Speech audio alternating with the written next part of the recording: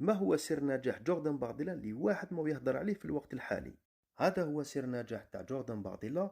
دوك نقول لكم الرحلة السياسية تاعو. هذا جوردان في عمره 17 سنة تحصل على البكالوريا تاعو، سجل سنة أولى في الجامعة باش يدير ليسونس، ومن بعد ما حبش يكمل لسبب من الأسباب. في نفس السنة انخرط في حزب مارين لوبان، ومن بعد سنتين موراها 19 سنة في عمره ولا كونسيي ريجيونال.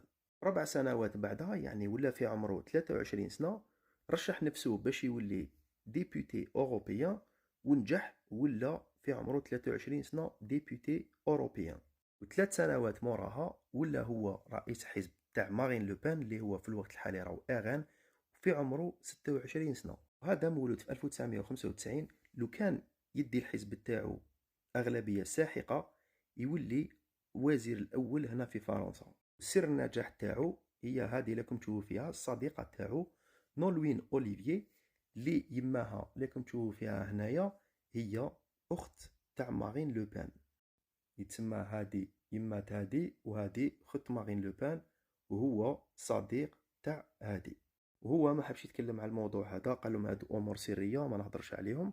لكن نتوما قولوا لنا في لي كومونتير اسكو هادي هي سبب النجاح تاعو ولا كاين اسباب اخرى نتوما تعرفوها احنا ما نعرفوهاش.